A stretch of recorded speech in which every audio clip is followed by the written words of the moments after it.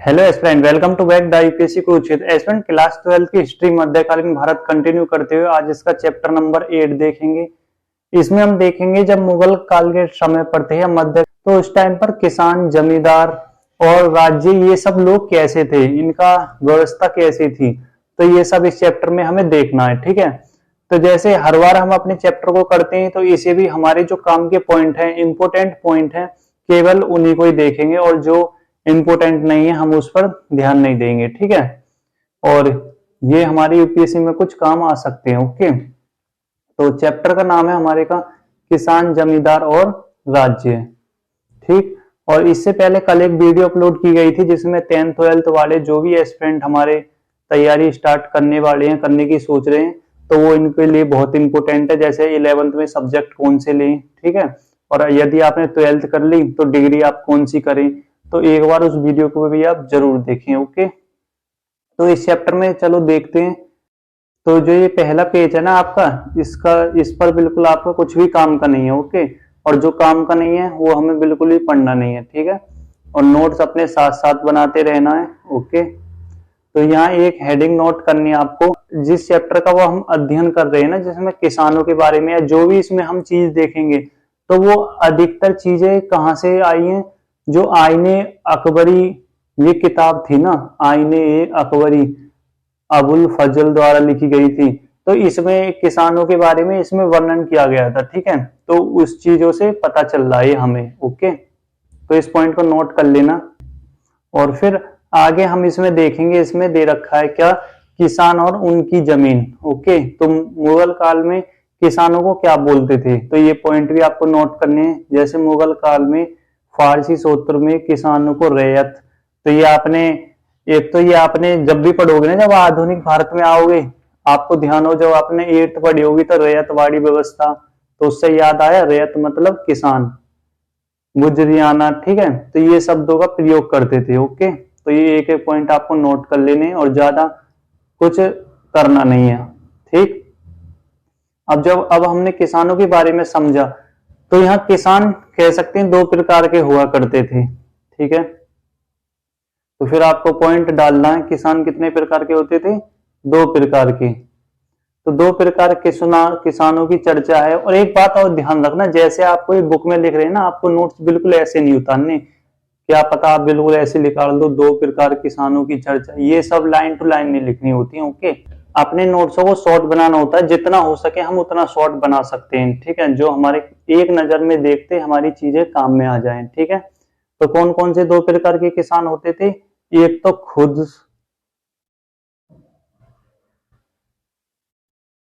काश्त, ठीक, और दूसरे टाइप के जो किसान होते थे वो होते थे पाही काश्त। ओके, 2 प्रकार के किसान इनमें होते थे। तो पहले टाइप के जो किसानों में आपको डालना है ना, तो वो आपको नोट कर लेना है उसमें पॉइंट, जो खुद काश्त किसान थे, इसमें क्या आपको नोट कर लेना है, एक स्वयं की खेती थी और स्वयं ही कृषि करते थे। ठीक है, इनकी बस इतना ही नोट कर लेना है। और जो दूसरे टाइप के आपके थे, वे खेतीहर थे, जो दूसरे गांव से ठेके पर खेती करने आते थे। ठीक है, और लोग थे ना अपनी मर्जी से पाही काश्त बनते थे। ठीक है, पाही काश्त किसान वही होते थे जो दूसरों की खेती पर खेती करें ठेका लेकर। ओके, पहले नंबर के वो जो स्वयं की खेती और स्वयं ही उस पर खेती करें। ठीक है, ये क्लियर हो गया। तो ये दोनों पॉइंट आप नोट कर लेना, आगे फिर इसमें कुछ काम का आपका है नहीं। ठीक है, तो कुछ भी उसमें बिल्कुल आपको नोट नहीं करना। ठीक, एक पॉइंट नोट करना है, ये यूपीएससी में आया भी था, मध्यकाल में भारत में लोग सिंचाइयां कैसे करते थे। तो प्राचीन काल में देखा आपने, नलकूप से भी करते थे, नदी ज्यादा बड़ा माध्यम स्रोत रहा है। ठीक है, बट मध्यकाल में आते आते रहट सिंचाई का सबसे बड़ा साधन बन गया। ओके, तो रहट ये आपको याद रखना है, ये आप में देख रहे होगे। ठीक, तो इस प्रकार कुछ बैल को बांध के कुछ ऐसा यंत्र बनाते थे जिससे पानी निकल सके, आपने पुरानी मूवीज में ये सब देखा होगा। ओके, जैसे अभी तक आपकी मध्यकालीन भारत में आपको इतना क्लियर नहीं हुआ होगा, जैसे आपने 7th की पढ़ ली, फिर 12th की भी पढ़ ली, इतना क्लियर नहीं हुआ होगा। तो ये आपका क्लियर जब आप सतीश चंद्र पढ़ोगे ना मध्यकालीन भारत के लिए, तब आपका और ज्यादा क्लियर हो जाएगा। और वो आपकी महामैराथन क्लास ले ली जाएगी जिसमें सारी वो कवर हो जाएगी। ठीक है, तो उसी प्रकार आपका प्राचीन भारत में भी कुछ समस्याएं रही होंगी, जो बिल्कुल जैसा कि देखा सिक्स्थ में थोड़ा क्रम से है चीजें। अगर ट्वेल्थ की हम प्राचीन भारत का इतिहास देखें तो क्रम से नहीं है। ठीक है, और कुछ समझ में नहीं आ रहा होगा आपको कहां से चीजें स्टार्ट हो रही हैं। जब आप आर एस शर्मा पढ़ोगे ना प्राचीन भारत के लिए, वो उससे कवर हो जाएगा आपका, और आधुनिक भारत आपका स्पेक्ट्रम से हिस्ट्री आपकी कंप्लीट हो जाएगी इस प्रकार। ओके, तो फिर आगे देखते हैं। इस पेज पर भी आपका कुछ इतना काम का है नहीं। ठीक है, तो फिर से मैं एक और बता दूं, ऐसा मत सोचना कि हाँ जान पूछ के ज्यादा नहीं पढ़ाया जा रहा है या क्या है रीजन। तो ये हमारे काम की नहीं है। ठीक है, ये क्लास 12 वाले स्टूडेंट के काम की है, वो अपने आप इन्हें देख लेंगे, आप इस चक्कर में बिल्कुल मत पढ़ें। ठीक है, और ये जो रवि, ये तो हम वैसे भी भूगोल में पढ़ते हैं, जब भूगोल में पढ़ते हैं तो वहीं पढ़ेंगे। एक यहाँ आ जाता है फसल। 17वीं सदी भारतीय उपमहाद्वीप पहुंची, यानी कि ये जो फसल थी ना, जो अभी हम नाम लेने वाले हैं, ये हमारी भारत की नहीं थी, भारतीय महाद्वीप पर ही पहुंची थी। तो मसलन मक्का भारत में अफ्रीका से। ठीक है, तो ये अफ्रीका के आए थे। और मुख्य फसल कौन कौन सी होने लगी थी? टमाटर, आलू, मिर्च, सब्जियां। ऐसा भी याद रख सकते हैं हम, विदेशी फसल या देसी फसल कौन सी होती है। ठीक है, तो वो हम याद रख सकते हैं अपना। ओके, फिर आ जाता है आपका ये मध्यकाल भारत में जो ग्राम समुदाय थे, ये कैसे रहते थे। तो यहाँ आपको पॉइंट डालना है। ठीक है, और नोट्स आपको ऐसी बनाने हैं जैसे ही आपकी मेन हेडिंग ये है। ओके, तो यहाँ आपको 3 तरह के लोग देखने को मिलेंगे, तो 3 टाइप ऐसे कर दिया, और बिल्कुल थ्योरिकल नहीं देखना। देखो इसका क्या फायदा होता है, जब अपने आप नोट्सों को पढ़ोगे ना या पेज पलटोगे तो आप नजर में चीजों को पढ़ लोगे। जैसे नजर में आएगा ग्राम समुदाय, तो तुरंत ही आप देख लोगे, अच्छा खेती हर किसान, पंचायत, मुखिया।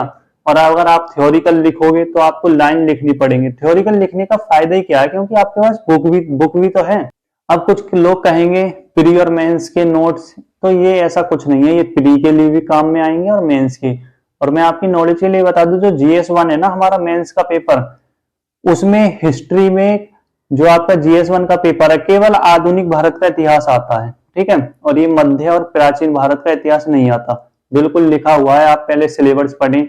और जो आपका GS1 यानी कि प्री का पेपर है, उसमें आते हैं ये तीनों। ठीक है, और यदि मेंस में कोई क्वेश्चन देखा गया प्राचीन या मध्यकालीन भारत से, तो वो आर्ट एंड कल्चर के तौर पर आएगा। ठीक है, तो आगे फिर देखते हैं यहाँ। तो इन समुदायों में 3 घटक थे।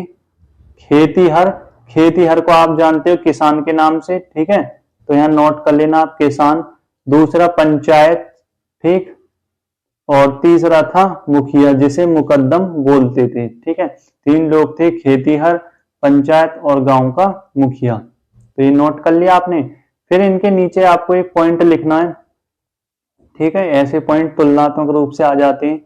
जाति और ग्रामीण माहौल कैसा था। जाति और अन्य जातियों में जैसे खेतीहर किसान कई तरह के समुदायों में बट गए। ठीक है, खेती की जुताई करने लगे, और जो ये खेतीहर थे लोग। ठीक है, फिर आपका इस पेज पर कोई काम का नहीं है। ठीक है, तो थोड़ा कुछ भी काम का है नहीं। ठीक है, जो थोड़ा चित्र है ना, ये थोड़ा ब्लर हो रहा है, और ये पंजाब में गांव है, वहां से लिए गए। ओके, वैसे पंचायत मुखिया ये आपको यहाँ कुछ इतना काम का दिया नहीं है। पंचायती मुखिया आपको पता है, जो भी एक तरह से गांव का न्यायाधीश होता है, जो कि कोई भी गांव में परेशानी है उसका समाधान करता है। ठीक है, तो ये चीज आपको तो वैसे पता होगी, यहाँ से कुछ नोट मत करना, ये आपके बिल्कुल काम की चीज नहीं है। ओके, ठीक, यहाँ भी आपका कुछ काम का है नहीं। ठीक है, अब तो इस चैप्टर में बिल्कुल आपका एक आधा और पॉइंट बचा है, वही आपका काम का है। तो फिर आप सोचोगे, तो इस हिसाब से तो हमने बस इस चैप्टर में से आधे पेज पर ही नोट्स आ गए, तो हाँ कोई उससे दिक्कत नहीं है आपकी, कोई ऐसी रिक्वायरमेंट नहीं है, नहीं आपके हर चैप्टर के 2-2 पेज के नोट्स होने चाहिए। जो आपका काम का है केवल उसे ही देखो। ठीक है, उसके अलावा आप कुछ भी नोट बिल्कुल मत करो। ठीक है, तो कृषि समाज महिलाएं, तो यहां से एक बार आप जब रीडिंग करोगे ना, यदि आपको कोई पॉइंट ऐसा बेस्ट लगे, हालांकि यहाँ भी कोई नोट करने की वो नहीं है, क्योंकि जब आप भारतीय समाज पढ़ोगे अलग से, जब वहां बढ़िया पॉइंट दिए गए वहां से, ठीक है। तो एक बार पढ़ के देख लेना, ठीक। यहाँ भी कुछ आपका काम का है नहीं। जंगल और कबीले, ये भी बिल्कुल कुछ काम का है नहीं। अब यहाँ आपके 2 पॉइंट काम के आ जाते हैं, इन्हें थोड़ा ध्यान रखना, नोट करके डालना। जो ये फरगना होता था, ये क्या होता था, नोट पॉइंट में डालना है आपको, फरगना। तो मुगल प्रांतों का एक प्रशासनिक क्रयमंडल था, ओके। तो ये आपको नोट करना है। और ये पेशकश, पेशकश क्या होती थी उस समय पर, तो मुगल राज्यों के द्वारा ली जाने वाली एक तरह की भेंट होती थी, ठीक। परगना होता था प्रशासनिक प्रमंडल, और पेशकश क्या होती थी, मुगलों द्वारा ली जाने वाली एक तरह की भेंट हुआ करती थी, ठीक है। ये पॉइंट नोट्स हो गए आपके। आगे फिर ये कुछ आपका काम का नहीं है, पहाड़ी कबीले मैदान बिल्कुल आपके काम के नहीं है, ठीक है, ओके। फिर ये सूफी, तो उस समय पे ये आपने पढ़े थे ना, इससे शायद पहला चैप्टर हो या दूसरे से पहला हो। ये सूफी संत ये गाया बजाया करते थे, लोगों को सुनाया करते थे, ठीक। ये ओहम जाति के बारे में आपने सेपरेट चैप्टर में पढ़ा होगा। जमींदार, तो जमींदार में आपका यहाँ कुछ काम का नहीं है, ठीक। अब थोड़ा इसका नोट कर लेना, भू राजस्व प्रणाली ये क्या थी। भू राजस्व प्रणाली के 2 चरण थे, पहला कर निर्धारण, दूसरा वास्तविक वसूल। तो इसका मतलब समझे आप, 2 पॉइंट डालना। जो भू राजस्व प्रणाली थी आपकी, इसके क्या काम थे, पहला काम कर निर्धारण करना कि हमें कर कितना लेना है, जैसे मान के चलो 5%, 10%, तो इस प्रकार। दूसरा था राजस्व की वास्तविक वसूली, ठीक है। ये 2 काम थे बस इसके, और कुछ यहाँ काम का है नहीं यहाँ। फिर आगे आपको एक और पॉइंट नोट करना है, अमीन। तो ये आपको पॉइंट नोट करना है, अमीन एक मुलाजिम था जिसकी जिम्मेदारी यह सुनिश्चित करना था कि प्रांतों में राजकीय नियम कानून का पालन हो रहे हैं, ठीक है। तो ये एक अधिकारी पद होता था जिसका काम था कि कोई कानून का उल्लंघन तो नहीं कर रहा, ये सब देखा करता था, ठीक। यहाँ थोड़ा ये आपका वो दे रखा है उन्होंने, बाबर का शासन कहाँ था, तो ये कोई काम का है नहीं। फिर डालनी है आपको क्या, मनसबदारी व्यवस्था।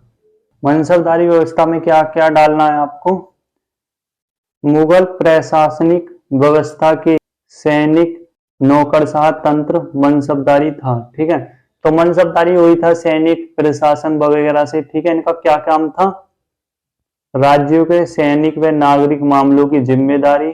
कुछ मनसबदारों को नगद भुगतान दिया जाता था, जबकि उन्हें ज्यादातर को साम्राज्य के अलग अलग हिस्से में राजस्व के आवंटन के जरिए भुगतान किया जाता था, ठीक है। ये तो 2 अपने पॉइंट कर लेना, इन्हें आप नोट, ठीक। आगे फिर आपका इसमें कुछ काम का है नहीं, बस एक पॉइंट और है, वो आपको नोट करना है।